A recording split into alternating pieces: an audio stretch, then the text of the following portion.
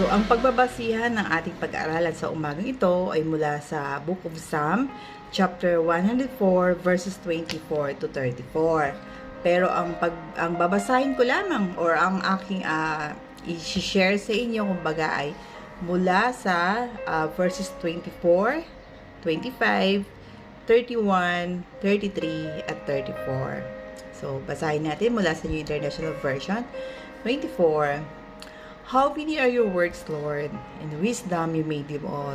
The earth is full of your creatures.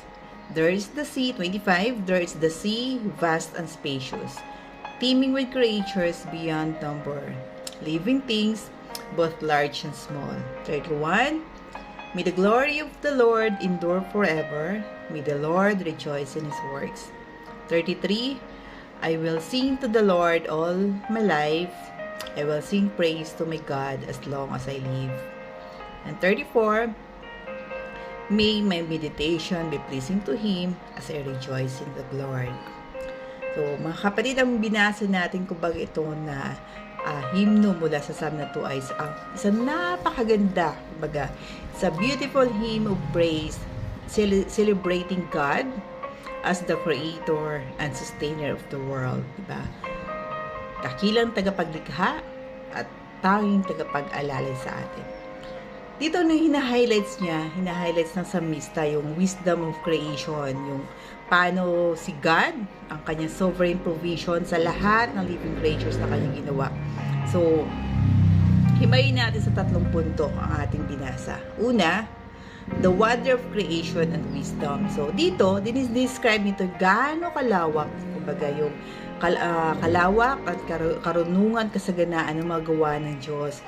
Diba? Binanggit niya yung mga ginawa ng Panginoon na para sa atin, diba? No? So, it recognized that the universe, ang ating mundo, is not an accident. Hindi siya aksidenteng ginawa lamang ng ating Panginoon, but the result of deliberate, intricate design. Diba? Kakaiba, unique kumbaga ang pagkakagawa. At pinapakita dito na ang survival, yung pagkabuhay ng mga living things ay nagdidepende sa provision ng ating Panginoon.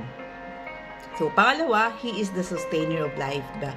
Ang lahat ng nilalang ay umaasa sa Diyos para sa kanilang paglalaan. So, God did not just make the world and live it. Diba? Hindi naman yung pagkatapos na create yung mundo, parang nandiyan na si Eva sila, bahala na kayo dyan. Diba? Hindi ganoon ang ating Panginoon. Anong ginawa niya? He actively sustains it daily. Diba? Kasi ito yung way of provision niya para sa bawat isa sa atin. Halimbawa, yung mga puno, diba, na namumunga. Hindi naman pagkatapos na mamunga ng isang season, mamamatay na yung puno yun. Diba? Parang pagdating ulit ng season nila, nagkakaroon na sila ng bagong bunga, nagkakaroon ulit sila ng panibagong mga prutas, kumbaga na patuloy na lang may ipoprovide sa mga iba pang mga nilalang na nangangailangan sa kanila. So, yung mga hayop na ganyan, diba? So, pagkatapos nila mga anak, yung anak nila, nagkakaroon pa ng anak. So, hindi na puputol, kumbaga, yung buhay pagkatapos ng isa. So, ang pinapakita rin kasi dito yung God's control over nature, diba? Sabi nga, diba, from the sea, diba, mula sa kalawakan, ano ng dagat, hanggang sa lahat ng mga nasa lupa. So, lahat yon ang may control ay ang ating Panginoon. Ang pangatlo naman doon ay the pleasure of God and human response. So, ang psalmista ay nagnanais ng kaluwalhatian ng Panginoon ay ating madama or makamit natin pang magpakailanman, di ba? At dahil nga sa kabutihan ng ating Panginoon, na naisip na lang din natin na siya ay papurihan. Lagi tayong magpuri, umawi tayo ng mga papuri sa Kanya habang tayo ay nabubuhay. Kasi, diba, umaasa tayo na lahat ng ating gawa ay maging kalugod-lugod sa ating Panginoon.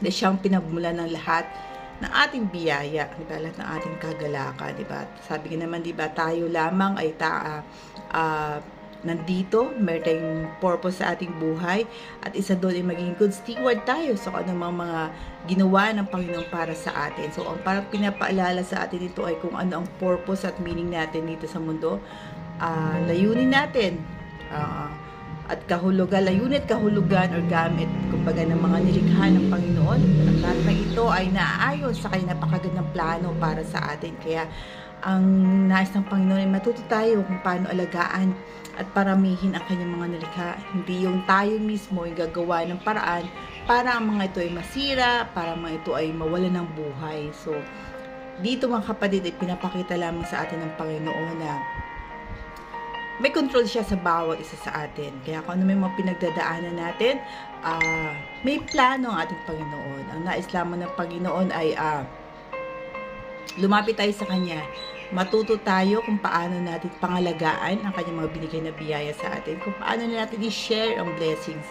Kasi yun di ba? Parang continue, tayo, parang pay it forward. Kung meron tayong nakukuha mga biyaya, matuto rin tayo mag-share sa iba. Di ba? So, ayun lang ang aking share sa umagang ito. Nawa ang bawat isa sa atin ay maging patuloy na blessing, patuloy na maging biyaya sa bawat isa, sa mga kasama sa trabaho, sa mga kapitbahay natin, o kahit man sa mga estranghero, ay patuloy natin padama sa kanila ang kaluwalhatian, ang pag-ibig ng ating Panginoong Hesus. So, muli sa magandang umaga sa bawat isa sa atin, at patuloy tayong magpuri at magpasalamat sa ating Panginoong Hesus.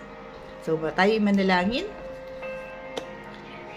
Lord God, tunay nga po na kay kapuri-puri o aming Ama sa lahat ng mga inyong nilikha, ng pinagkaloob nyo para sa amin. Kami po, Lord, ay na-oo sa inyong mga creation na ito, aming Ama.